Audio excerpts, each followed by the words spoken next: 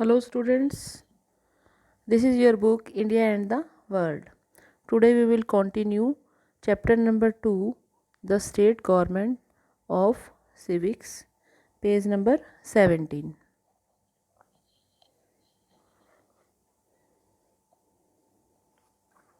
Formation of the Council of Ministers. The appointment of the Chief Minister and other ministers. The first step in the formation of the Council of Ministers is the appointment of the Chief Minister. Council of ministers की formation में सबसे पहला step क्या आता है? Chief minister की appointment करना and on his advice to make the appointment of other minister, और उसकी सलाह पर अदर मिनिस्टर्स की अपॉइंटमेंट की जाती है. Only A member of the state legislature can be A minister और चीफ मिनिस्टर. चीफ मिनिस्टर कौन हो सकता है? जो कि स्टेट लेजिस्लेचर का मेंबर होगा. But if a non-member is appointed, he or she must become an MLA या MLC within 6 months from the date of nomination appointment. अगर कोई नॉन मेंबर अपॉइंट कर लिया जाता है तो उसे 6 महीने के अंदर अंदर MLA के लिए नॉमिनेशन करना होगा. Like the union council of ministers, the State Council of Ministers has the following 4 categories of ministers. Union council of minister की तरह जो स्टेट काउंसिल ऑफ मिनिस्टर हैं उनकी 4 कैटेगरीज होती हैं, उनमें 4 तरह के मिनिस्टर्स होते हैं. Number 1 is cabinet ministers. They are the most important and senior most members of the council of ministers. ये जो हैं मोस्ट इम्पॉर्टेंट और सीनियर मोस्ट मेंबर्स होते हैं काउंसिल ऑफ मिनिस्टर्स की. They independently hold the charge of the important portfolios and their number is normally small. उनके पास independently charge होता है इम्पॉर्टेंट पोर्टफोलियोज का, और ये जो है नॉर्मली स्मॉल होते हैं. Number 2 is ministers of state.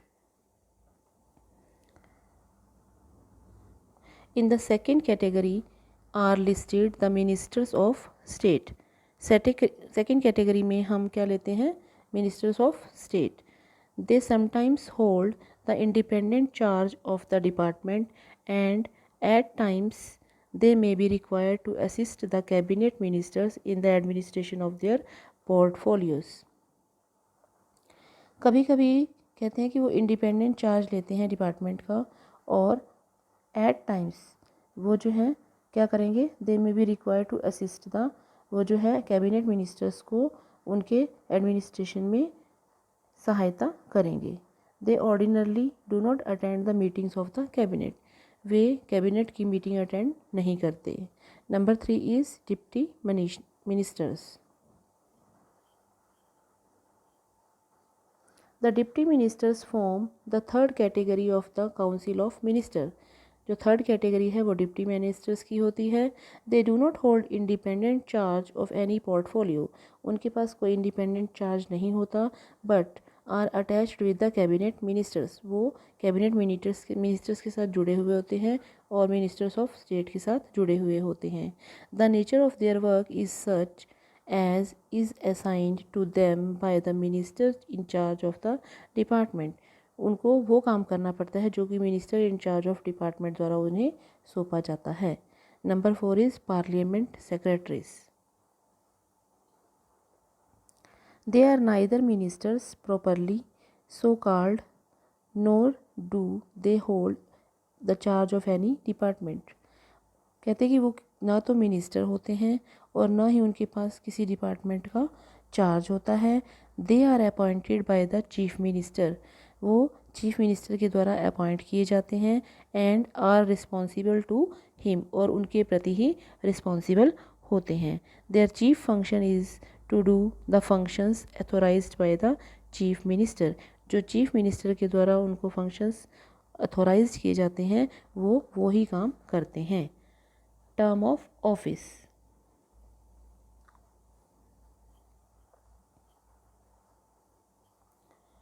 In the constitutional terminology, the ministers remain in office during the pleasure of the governor. संविधान की टर्मिनोलॉजी के अकॉर्डिंग जो मिनिस्टर्स हैं वो ऑफिस में गवर्नर के अकॉर्डिंग रहेंगे जितने टाइम तक वो चाहेंगे. But under the parliamentary system the ministry is collectively responsible of to the state legislative assembly. लेकिन पार्लियामेंट्री सिस्टम के अकॉर्डिंग जो मिनिस्ट्री है वो स्टेट लेजिस्लेटिव असेंबली के प्रति उत्तरदायी होती है. And it has to resign from office when it loses the confidence of the assembly any time before 5 years. लेकिन इसको जो है ऑफिस से रिज़ाइन दे सकते हैं ये जब इनका कॉन्फिडेंस असेंबली से किसी भी टाइम में लॉस हो जाता है तो 5 साल से पहले अपना रिज़ाइन देना पड़ेगा उनको. दिस इज़ द यूजुअल और normal term of both the assembly and the ministry. ये जो है असेंबली और मिनिस्ट्री की यूजुअल और नॉर्मल टर्म मानी जाती हैं. Relationship of the council of ministers with the chief minister. Chief ministers unique position. In order to understand the relationship of Council of Ministers with the Chief Minister, we must first of all realize that the Chief Minister possesses vast powers in the state government. Council of ministers की chief minister के साथ relationship समझने के लिए सबसे पहले हमें ये रियलाइज़ करना होगा कि जो चीफ मिनिस्टर है उसके पास स्टेट गवर्नमेंट की वास्ट पावर्स होती हैं, बहुत ज़्यादा पावर्स होती हैं. His position is unique. उसकी पोजीशन जो है एक यूनिक है. He is the captain of the team of his ministers. वह अपने मिनिस्टर्स की टीम का कैप्टन माना जाता है. He is the steersman of the ship of a state. Steersman जो मार्गदर्शित करने वाला होता है, वह जो है एक शिप को मार्गदर्शन करने वाला माना जाता है. He is the pivot of the whole state government and its administration. वो सारी स्टेट गवर्नमेंट और इसके संगठन का केंद्र बिंदु माना जाता है. The chief minister is the key man. Chief minister जो है की मैन होता है. He is like a sun amongst his ministerial planets. वो जो है एक मिनिस्टेरियल प्लैनेट्स का सन माना जाता है, सूर्य की तरह माना जाता है. He has vast legislative, executive, financial and administrative powers. उसके पास बहुत ज़्यादा लेजिस्लेटिव, फाइनेंशियल और एडमिनिस्ट्रेटिव पावर्स होती हैं. None of his ministers can be compared with him. किसी भी मिनिस्टर्स को उससे कंपेयर नहीं किया जा सकता.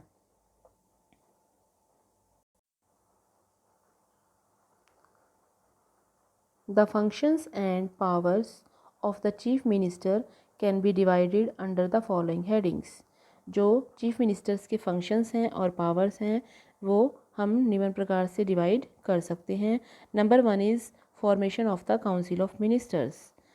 After his own appointment, the chief minister prepares the list of other ministers and presents this list to the governor for his approval. जब chief minister की अपॉइंटमेंट हो जाती है तो वो अदर मिनिस्टर्स की लिस्ट तैयार करता है और उसको गवर्नर के पास अप्रूवल के लिए प्रेजेंट करता है. He is absolutely free to include any person in his council of ministers. वो जो है किसी भी पर्सन को काउंसिल ऑफ मिनिस्टर में इंक्लूड करने के लिए फ्री होता है. And the approval of the governor is just a formality. और जो गवर्नर की अप्रूवल ली जाती है वो एक फॉर्मेलिटी का काम करती है. Number 2 is distribution of portfolios. The chief minister distributes the portfolios among the ministers on the basis of the efficiency and significance of the ministers and can reshuffle their portfolios. Chief minister जो हैं ministers को राज्य के पद distribute करता है on the basis of उनकी efficiency के आधार पर, उनके मिनिस्टर्स की सिग्निफिकेंस के आधार पर और उनके जो वो पद हैं उनको रीशफल यानी कि उनमें फेरबदल भी कर सकता है. Now page number 18.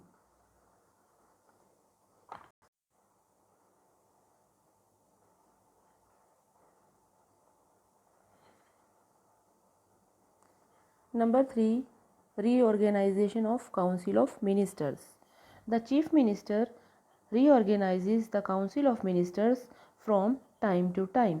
जो चीफ मिनिस्टर है वो काउंसिल ऑफ मिनिस्टर्स को टाइम टू टाइम रीऑर्गेनाइज करता रहता है। He can induct the able ministers into the cabinet and can remove the inefficient ministers from the council of ministers. वो जो है कैबिनेट में एबल मिनिस्टर्स को ला सकता है और जो इनएफिशिएंट मिनिस्टर्स हैं उनको काउंसिल ऑफ मिनिस्टर्स से हटा सकता है। Number 4 is link between governor and council of ministers. The chief minister acts as a link between the governor and the council of ministers. Chief minister governor और council of ministers के बीच की कड़ी का काम करता है। He keeps the governor informed of the decisions of the Council of Ministers and communicates the advice of the Governor to the Council of Ministers। वो गवर्नर को इन्फॉर्म करता है कि काउंसिल ऑफ मिनिस्टर्स ने क्या डिसीज़न लिए हैं and governor की एडवाइस को काउंसिल ऑफ मिनिस्टर्स तक पहुंचाता है। Number 5 is leader of the people. The chief minister is the leader of the people of state. Chief minister जो है वो स्टेट के पीपल का लीडर माना जाता है। The people of the state look up to him for guidance and development of the state. जो state के पीपल हैं वो उसकी तरफ देखते हैं कि वो क्या गाइडेंस करता है और स्टेट की डेवलपमेंट के लिए क्या गाइडेंस ज़रूरी है। The governor is appointed by the centre. Governor जो है सेंटर के द्वारा अपॉइंट किया जाता है। Therefore it is the chief minister and not the governor who is the leader of the people. कहते हैं कि जो चीफ मिनिस्टर है वो लोगों का लीडर माना जाता है, न कि governor. Number 6 control over appointments. Although all the high appointments in the state such as Advocate General, State Public Service Commission, Vice Chancellors of the universities are made in theory by the governor, yet in reality the list of the persons to be given these high appointments is made by the chief ministers। कहते हैं कि वैसे तो जो high appointments हैं state की, जैसे कि स्टेट एडवोकेट जनरल की, state public service commission, vice chancellor of universities, ये जो हैं गवर्नर के द्वारा की जाती है, लेकिन रियलिटी में ये सब अपॉइंटमेंट्स चीफ मिनिस्टर के द्वारा की जाती हैं। So much so that even in the appointment of the governor the president consults the chief minister of the state concern. Governor की अपॉइंटमेंट में भी जो प्रेसिडेंट है वो चीफ मिनिस्टर की सलाह लेता है। Number 7 control over finance. The finance minister prepares the finance bill according to the wishes and liking of the chief minister and introduces the same in the legislature. जो finance minister हैं वो finance bill को तैयार करता है किसकी wish के according? Chief minister की विश और लाइक के अकॉर्डिंग। जैसा वो चाहेंगे वैसा फाइनेंस बिल तैयार किया जाएगा और उसको लेजिस्लेचर में इंट्रोड्यूस किया जाएगा। Next is position. The chief minister is the most important official in the state and occupies the same position as occupied by the prime minister in the centre. जो chief minister है वो एक most important official होता है state का और उसकी position same वैसी ही होती है जैसे सेंटर के प्राइम मिनिस्टर की होती हैं। No action in the state can be taken in the state against the wishes of the chief minister. Chief minister की विश के अगेंस्ट कोई भी काम नहीं किया जा सकता। He plays a significant role in the formation of the ministry, distribution of portfolios among the ministers, reshuffling of the portfolios, and in fact he controls the very life of the cabinet। वो जो है ministry के formation में, portfolios के distribution में, जब ministers को पद प्रोवाइड किए जाते हैं और जो पोर्टफोलियोज़ की रीशफलिंग की जाती है यानी कि उसमें कोई फेरबदल किया जाता है तो उसमें, और इवन की जो कैबिनेट की लाइफ में कंट्रोल किया जाता है वो भी उसकी विश के अकॉर्डिंग ही होता है। His resignation is considered to be the resignation of the whole ministry. He can get any minister dismissed, वह किसी भी मिनिस्टर को डिसमिस कर सकता है और उसकी रेजिग्नेशन जो है सारी मिनिस्ट्री की रेजिग्नेशन मानी जाती है। In fact he is the pivot around which the whole council of ministers and total administration of the state revolves. वो जो है एक केंद्र बिंदु माना जाता है जिसके चारों तरफ काउंसिल ऑफ मिनिस्टर्स और टोटल एडमिनिस्ट्रेशन घूमते हैं। पाइवट मीन्स का मीनिंग क्या मीनिंग होता है उसका? केंद्र बिंदु। Next is state administration. We have studied that it is the chief minister and his council which takes all policy decisions. हम क्या पढ़ रहे हैं कि जो चीफ मिनिस्टर है और उसके काउंसिल मिनिस्टर्स जो हैं वो जो है पॉलिसी डिसीजंस लेते हैं। Now the question is who executes all the policies of the state government. अब ये क्वेश्चन उठता है कि जो ऑल पॉलिसीज़ होती हैं स्टेट गवर्नमेंट की उनको एग्जीक्यूट कौन करता है? District is the primary unit of administration. Primary unit of administration क्या माना जाता है? डिस्ट्रिक्ट। ये it is through district that the people come in contact with the government directly. ये डिस्ट्रिक्ट ही होता है जिसके थ्रू पीपल जो हैं गवर्नमेंट के कॉन्टैक्ट में आते हैं। The people take their complaints to the district administration and it is a district administration which redresses their problems। जो लोग होते हैं वो अपनी कंप्लेंट डिस्ट्रिक्ट एडमिनिस्ट्रेशन के पास ले जाते हैं और जो डिस्ट्रिक्ट एडमिनिस्ट्रेशन है उनकी प्रॉब्लम्स को रिड्रेस करते हैं यानी कि उनका समाधान करते हैं। Therefore it may not be wrong to call the district administration as the backbone of the administration. तो हम डिस्ट्रिक्ट एडमिनिस्ट्रेशन को एडमिनिस्ट्रेशन की बैकबोन कह सकते हैं। It is the district administration which implements the developmental plans made by the centre and the states. ये जो district administration होता है ये ही इम्प्लीमेंट करता है जो कि डेवलपमेंट प्लान बनाए जाते हैं सेंटर और स्टेट्स के द्वारा। Therefore the evaluation of the administration can be made on the basis of the evaluation of district administration because the entire administration at lower level revolves around the district administration। तो जो administration का evaluation करना है वो जो है किसके base पे किया जाएगा? इवैल्यूएशन ऑफ डिस्ट्रिक्ट एडमिनिस्ट्रेशन के आधार पर, क्योंकि जो सारा एडमिनिस्ट्रेशन है लोअर लेवल पे वो किसके चारों तरफ घूमता है? डिस्ट्रिक्ट एडमिनिस्ट्रेशन के चारों तरफ घूमता है। Following are the major functions of the district administration. अब डिस्ट्रिक्ट एडमिनिस्ट्रेशन के क्या मेजर फंक्शंस होते हैं? Number 1 is district administration maintains law and order in the district and gives punishment to those who disobey the orders of the government। District administration जो हैं वो law and order बनाते हैं district के लिए और उसको पनिशमेंट भी देते हैं जो इन ऑर्डर्स को नहीं मानता। Number 2 it collects the various taxes lived by the government and deposits the same in the treasury. ये लोग वेरियस टैक्स जो गवर्नमेंट के द्वारा लगाए जाते हैं उनको कलेक्ट करते हैं और उसको ट्रेजरी में जमा कर देते हैं, ख़जाने में जमा करवा देते हैं। It keeps the records of the land of the district and deals with the land related disputes.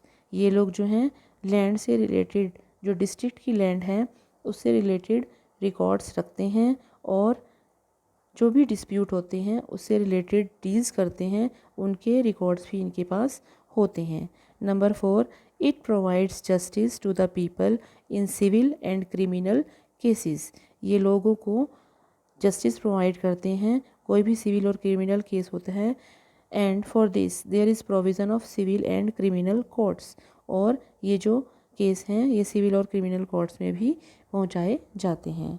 Now next page number 19।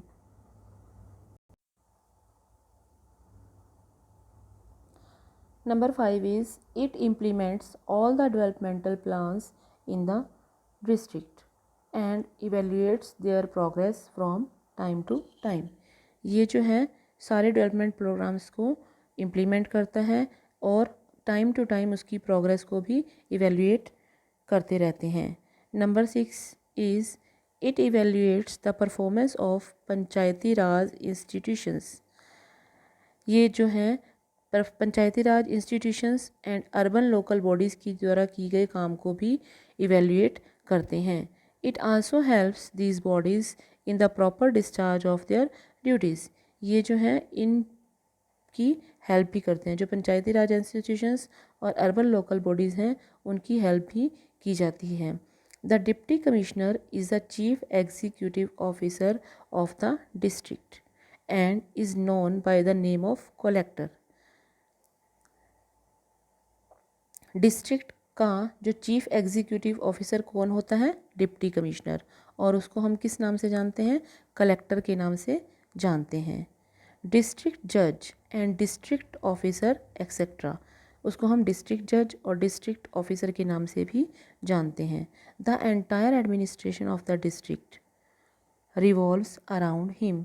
District का जो सारा एडमिनिस्ट्रेशन है उसके चारों तरफ घूमता है। It is his responsibility to successfully complete the welfare and developmental functions in the district. जो डिस्ट्रिक्ट से related welfare and developmental functions हैं उसको भी सक्सेसफुली कंप्लीट करना होता है। ये किसकी रिस्पॉन्सिबिलिटी होती है?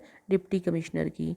To take the policies and programmes of the government up to the people is also his responsibility. Government के जो पॉलिसीज़ हैं या प्रोग्राम्स हैं उनको लोगों तक पहुंचाना भी उसकी रिस्पॉन्सिबिलिटी होती है। There are so many other officials who assist him and they work under his supervision and control. Many other officials उसके पास होते हैं जो उसकी सहायता करते हैं और दे वर्क और उसके सुपरविज़न और कंट्रोल में काम करते हैं। As citizens it is our duty to cooperate with the state officials. एक सिटीज़न होने के नाते ये हमारी ड्यूटी है कि हम स्टेट ऑफिशियल्स के साथ कोऑपरेट करें।